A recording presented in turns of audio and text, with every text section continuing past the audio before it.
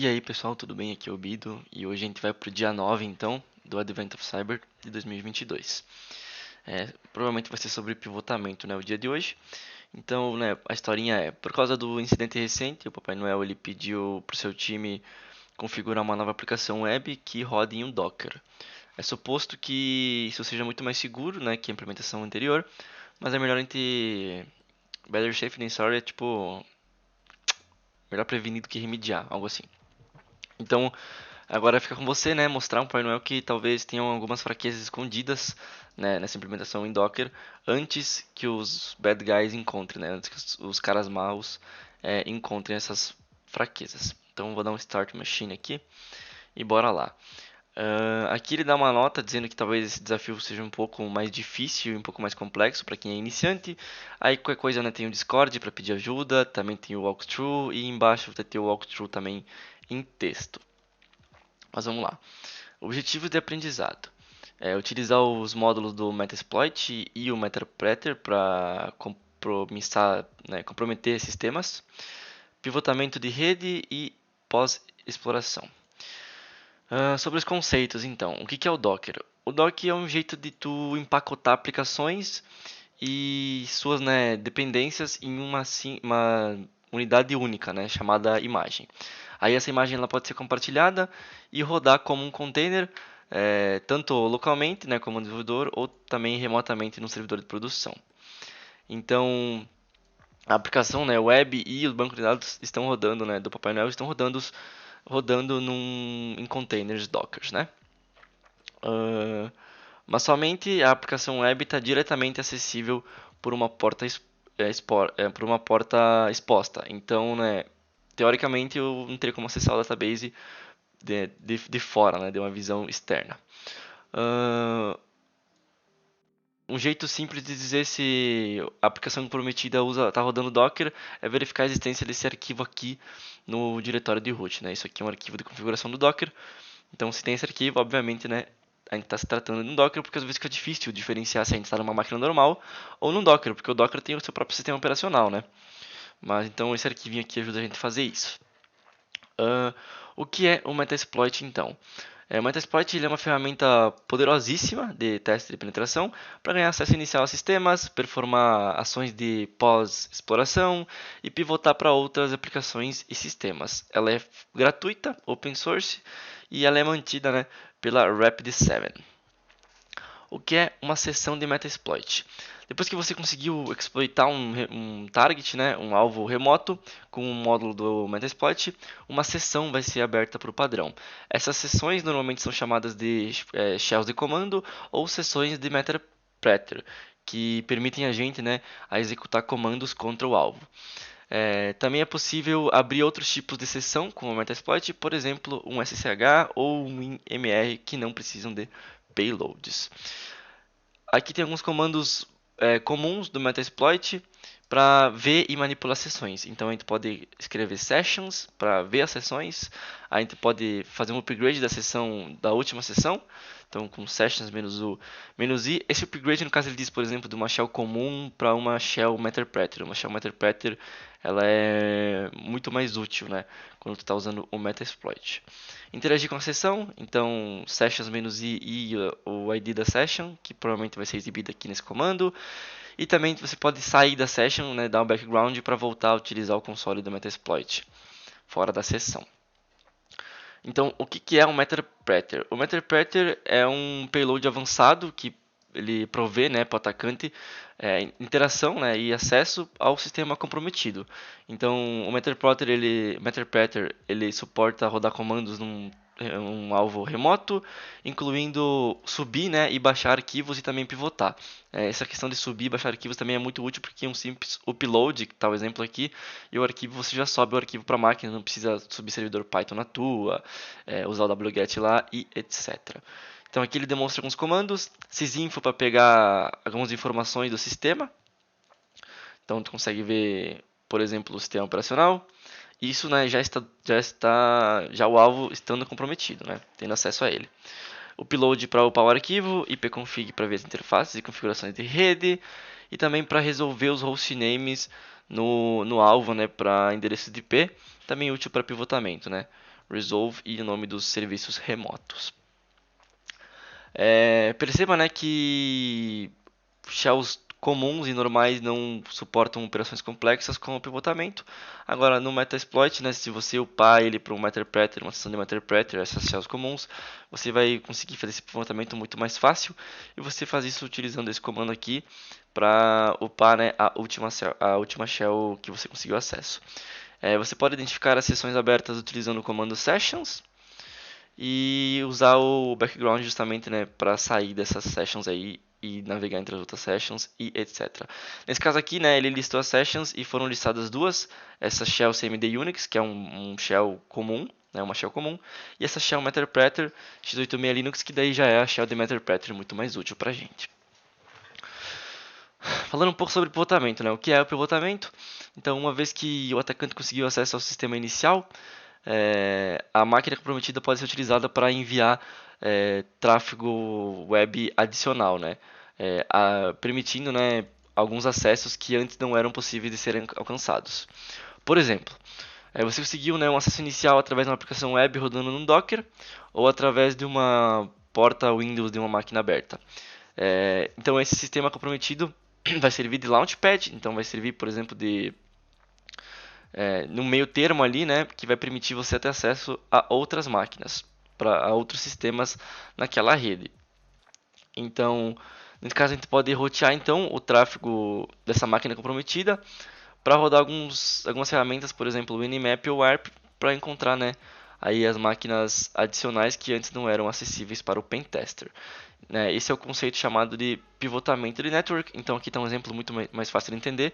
Você é o pentester, você acessou então o container comprometido porque ele está exposto para a internet e esses serviços aqui não estão expostos, mas como você acessou essa máquina, você também consegue acessar essas outras e através do pivotamento você consegue até mesmo acessar dessa aqui diretamente as outras, né? É claro que o tráfego vai estar passando por esse launchpad que é o meio termo aí. Aqui ele ensina a usar o Kali Linux do TryHackMe, que eu não vou estar utilizando, porque eu vou usar, né, a minha própria máquina, e você também acho que recomendo fazer isso, usar seu próprio Kali utilizando OpenVPN. A não ser que você seja muito iniciante e nem instalou o Kali e etc, você pode usar então o Kali do TryHackMe para estudar, ok? Então eu vou pular aqui. Aqui ele ensina a usar o Metasploit, então para abrir o Metasploit, né, basta abrir o terminal e usar um MSF console. No Kali Linux já vem instalado por padrão. Abriu aqui então o terminal, né, do Metasploit. Tem alguns outros comandos que ele ensina aqui, por exemplo, encontrei um Laravel que está uma versão do Laravel que eu suspeito que seja exploitável. Eu posso usar esse search para procurar por possíveis módulos de exploit em Laravel. Aí ele vai listar todos os exploits em Laravel, porque provavelmente deve ter mais de um. Aí o Metasploit ele tem esses padrãozinhos aqui, né? Alguma coisa, barra alguma coisa, barra alguma coisa. Então, isso aqui vai estar listado na resposta desse comando aqui. Você encontrou então um RSA para Laravel e você quer tentar utilizar ele. Você usa o comando use e esse caminho completo aqui que vai estar na resposta do comando anterior. Então, daí a shell, em vez de ficar só assim, ela vai ficar assim mais o nome do exploit que você acabou de usar. Aí você pode utilizar, por exemplo, o comando info para ver algumas informações sobre o módulo, incluindo as opções dele, descrições, detalhes de CVA e etc. Depois de usar o módulo no Metasploit, você pode ver as opções, né, e setar as opções, né, que normalmente é algo comum se fazer, né, num ataque no exploit comum pelo Metasploit. Então nesse caso você pode dar um show options, aí aqui ele não está listando aqui, tá, mas ele vai listar várias opções que você precisa configurar. Ele diz quais são as obrigatórias. Por exemplo, normalmente o rhost é obrigatório porque o rhost é o host alvo, né, então você precisa setar o endereço dele. Nesse caso aqui ele setou o endereço já da nossa máquina aqui. Ele setou também o verbose igual a true, isso provavelmente não é obrigatório, mas é bom, né, para fazer o debug do exploit. Aí está citando o lhost, quando a questão é um RCE, você precisa de uma conexão de volta para sua máquina, né? Então você vai ter que setar o seu endereço de IP. Nesse caso, como a gente está utilizando o nosso Kali, a gente vai ter que setar o endereço da nossa VPN, certo? Mas cuidado que se você utilizar a máquina deles, eles comentam em algum lugar que você tem que utilizar a interface 0, tá? A ITH 0 e não a interface da VPN, mas não é o nosso caso aqui. Você pode ver as opções novamente, que daí já vai estar setadinhas as opções certinhas para você conferir. Pode rodar um check só para ver se está tudo certinho, mas para finalizar o exploit você roda um run. E você também pode setar as opções diretamente do comando run.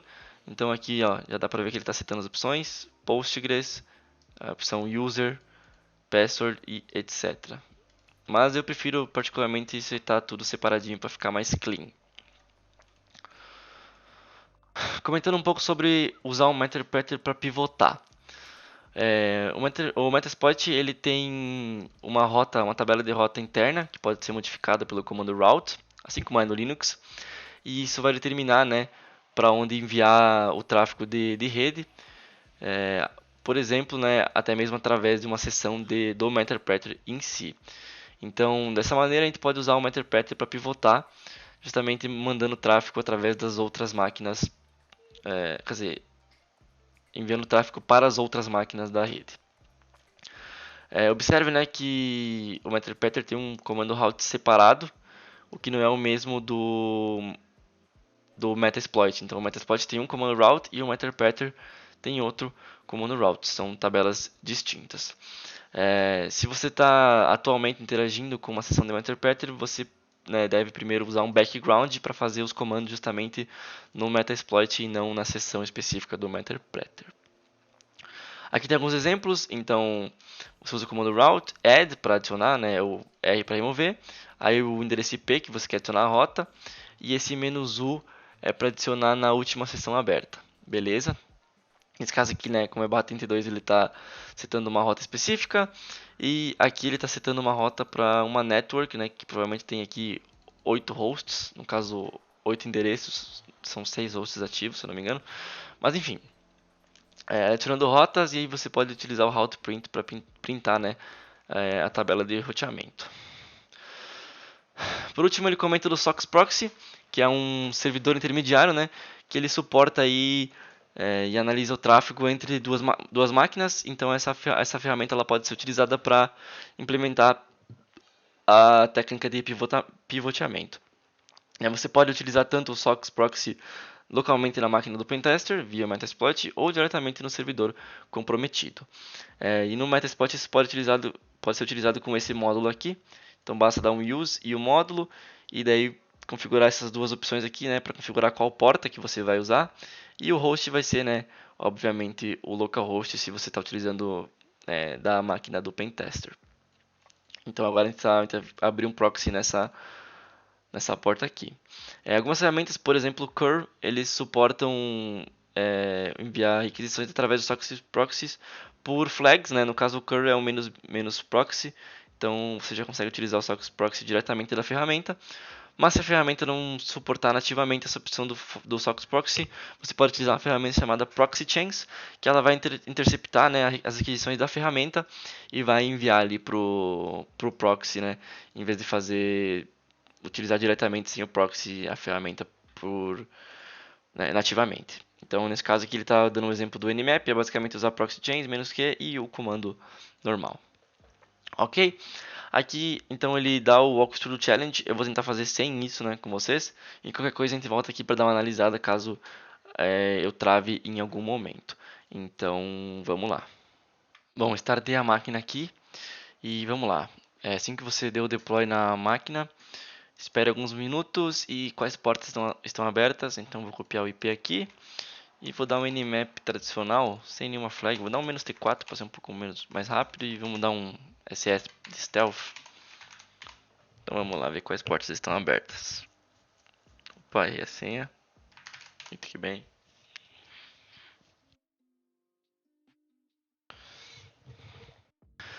Bom, pelo visto somente a porta 80. Então, quais portas estão abertas?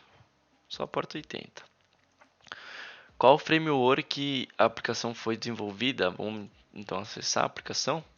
A gente já pode dar até fazer um scan aqui mais completo. "-p80 e o "-a" de aggressive.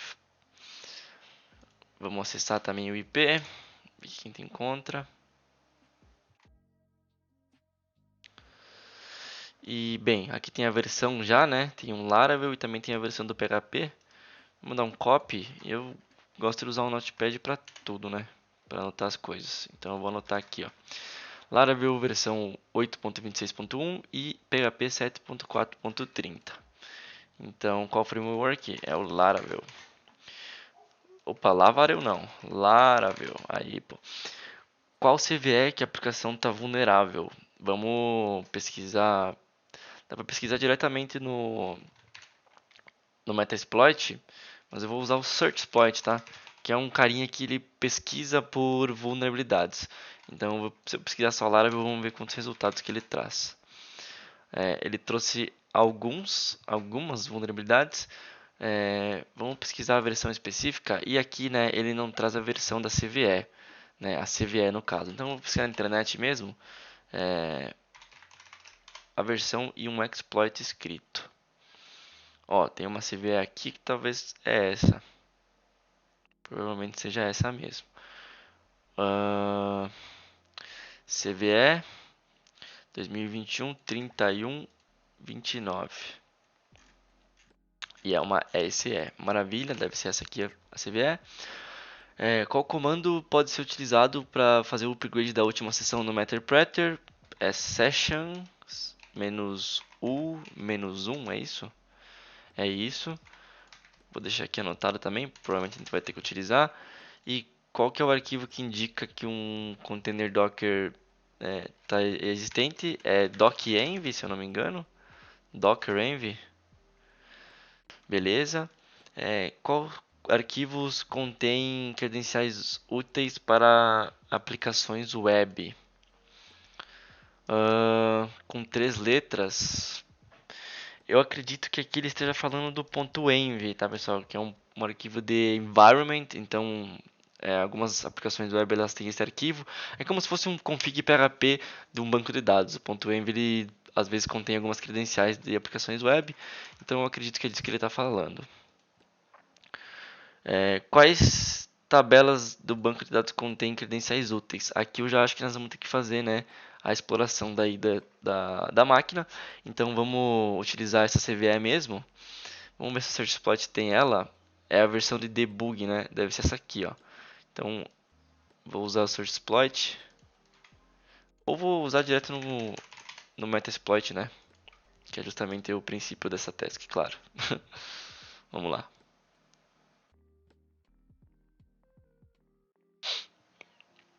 Abrir o Metasploit com o MSF Console. Vou dar um clear aqui e vou dar um search Laravel. Dois exploits aqui. Temos. Eu vou fechar aqui, deixar melhor para nós. Temos esse PHP Laravel Framework sobre token, que é de 2018. E temos o de 2021, que é a nossa CVE, né? O início da CVE começa com o ano que ela foi publicada, então a gente vai querer a de 2021. Né? RCE não autenticado, e é isso que a gente quer mesmo. Então a gente pode tanto usar use e o nome inteiro aqui, ou a gente pode usar use e esse identificador aqui, tá, pessoal? Então use 1, tudo mais fácil, não precisa copiar e colar ali. Vou dar um clear. Agora eu vou mostrar as opções para ver o que a gente tem que preencher.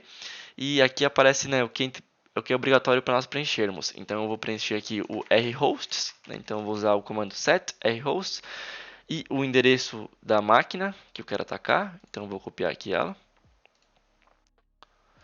Colei. Agora a report é 80 mesmo. Eu imagino que a URL de alvo seja essa aqui por padrão.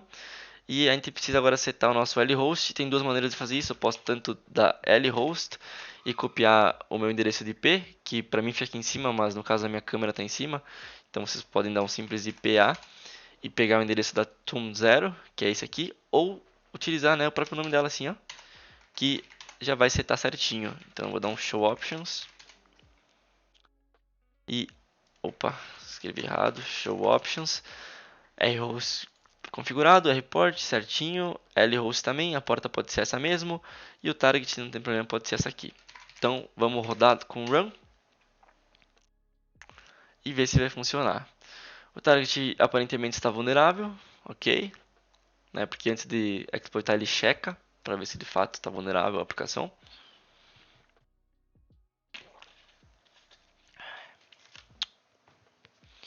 E agora aguardar um pouco. Beleza, já abriu aqui então a nossa shell.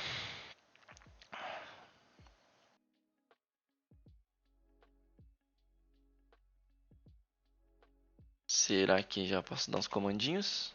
Já posso. Então a gente já está dentro da máquina, mas a gente está com essa shell aqui meio feia, né? Então a gente pode usar o comando background para voltar. Aí ele pede se a gente tem certeza se a gente quer voltar e queremos. Nesse caso aqui a gente voltou, né, para o console, para o menu do Metasploit e a gente pode listar as sessões ativas. A gente tem aquela seção, né, que a gente tem uma shell comum. Então vamos usar esse comandinho aqui para fazer o upgrade para o Metapreter, né, dessa shell e dessa nossa seção. Ele já abre em outra porta porque são sessões diferentes. E maravilha, vamos ver as nossas sessões agora. E a gente vê que tem duas sessões, né? Não tinha terminado ainda o output desse comando. Que agora terminou, vamos dar um clear. Listar as sessões e maravilha, vamos acessar a nossa sessão 2 então. Usando o comando sessions-i2. E ótimo, agora a gente está numa shell de Metapreter, o que é muito melhor, né? Numa sessão. Vou dar um ls aqui. Vocês veem que é realmente muito melhor. Tem um tal de webconfig aqui. Mas é claro, no tryhack você tem que ser um pouco ligeiro. Se ele já pediu desse documento .env, provavelmente a gente vai ter que utilizar ele, né? Ou esse dockerenv aqui. Então vamos procurar por esse .env, como ele é ponto e é um arquivo oculto. Qual caminho a gente está? A gente está dentro de var www.html. Vamos ver se ele está aqui, esse .env. Não, vamos voltar um diretório então e conferir se ele está aqui.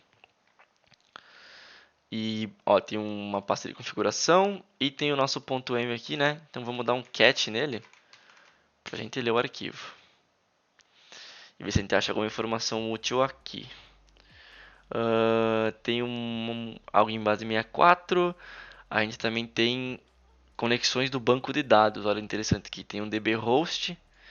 Então, talvez a gente vai ter que acessar esse DB host, que seja aí a máquina que a gente não que a própria tarefa falou, né, que tinha um banco de dados por trás. Então, provavelmente seja esse banco de dados aqui que a gente não consegue acessar da nossa máquina de pentester, mas vai ter que fazer um proxy para conseguir acessar ela. E a gente tem aqui o password e o username, que ele deixou também um vacilo aqui, né? Deixou tudo padrão com o Postgres. Ok, vamos continuar as perguntas. Qual que é o banco de dados que contém... Qual a tabela do banco de dados que contém credenciais úteis?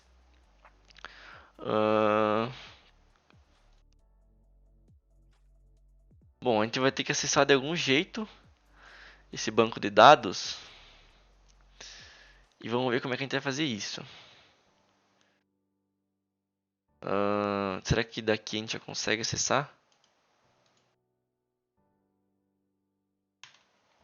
Vou usar o PSQL, que é uma ferramenta de... Não sei se eu vou conseguir utilizar. Não vou. Limpar a tela aqui. Bom, pessoal, tive alguns problemas gravando a resolução desse desafio, então vou ir gravando e seguindo a partir de agora com o walkthrough aqui, tá? Vamos lá. Primeira coisa, né, a gente já pegou ali as informações, então, né, do host, do username, do password. A questão é que agora a gente precisa resolver, né, esse endereço aqui, porque isso aqui é um endereço IP, né, no caso está traduzido. Então a gente pode usar um comandinho que eu nem conhecia, que é o resolve do Metapreter e o nome. Daí ele vai resolver pra gente o IP, né? Então o IP desse banco de dados é esse IP aqui, que inclusive eu já anotei aqui. Aí depois, né, dele descobrir isso, ele tem que adicionar essa rota, né, pra gente conseguir acessar.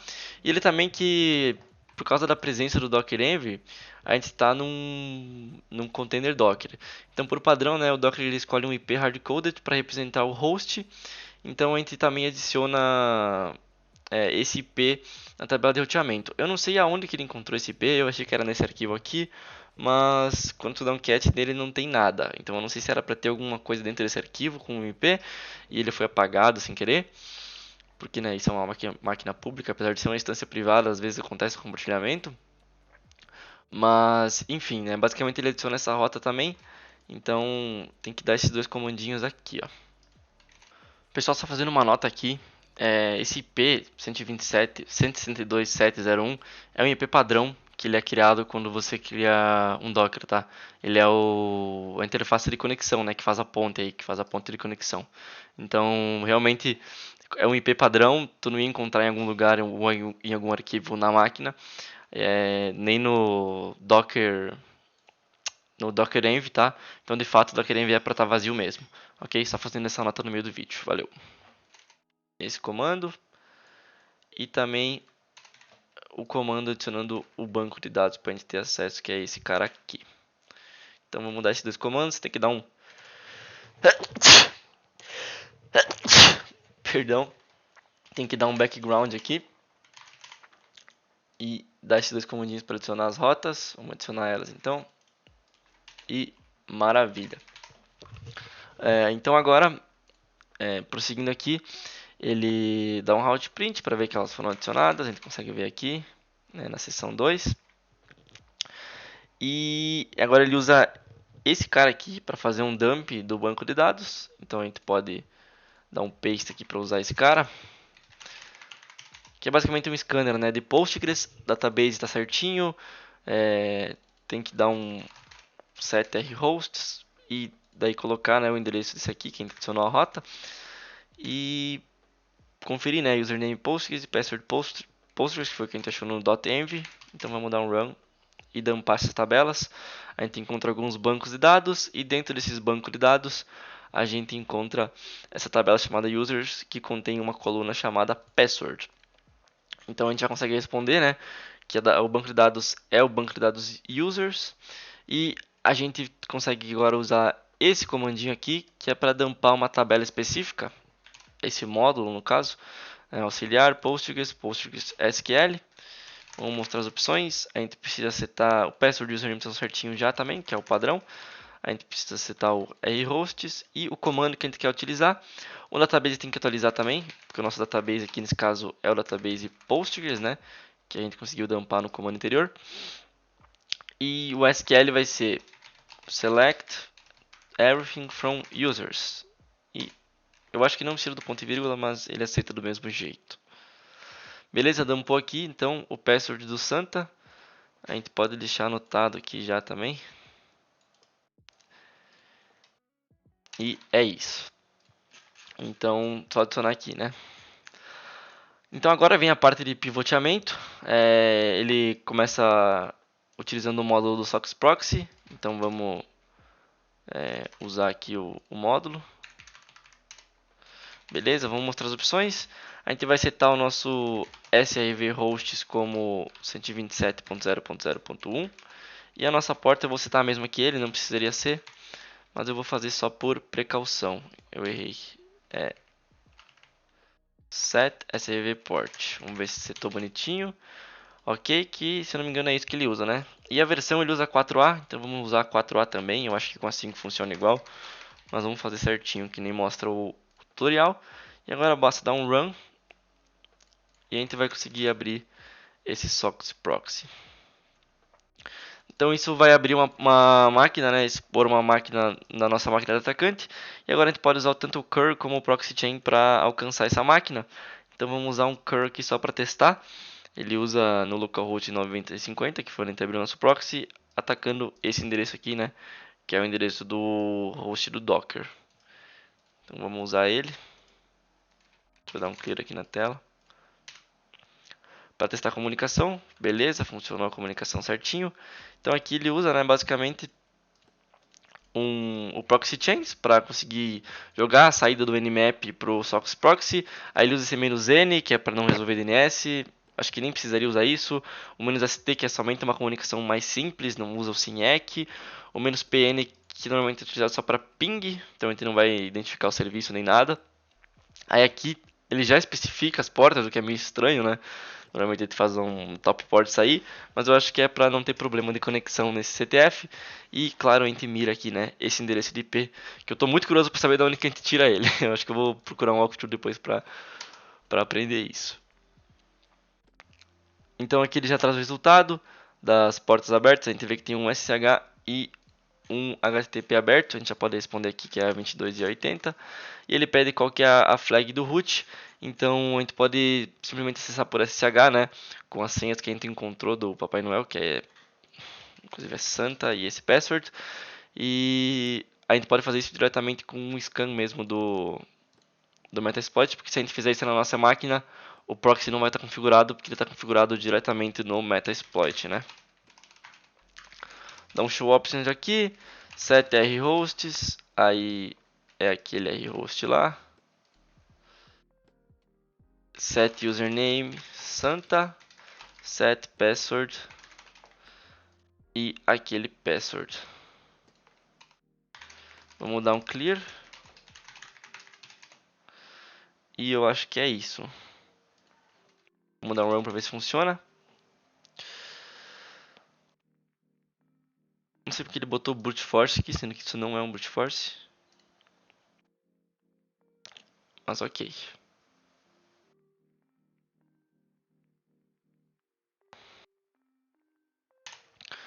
Bom, pessoal, basicamente tive alguns problemas de novo para conectar na SSH, sem motivo aparente, simplesmente reiniciei a máquina e fiz todos os processos de novo, e agora está funcionando. Mesmo password, mesmo rhost e mesmo username. Bom, ele já abriu uma sessão aqui então, né? Porque ele abre uma sessão do SSH. Então basta dar um sessions e nesse caso o meu é o sessions 6, eu poderia usar menos i e 1, né? Que é a última sessão. Menos 1 no caso, é a última sessão aberta.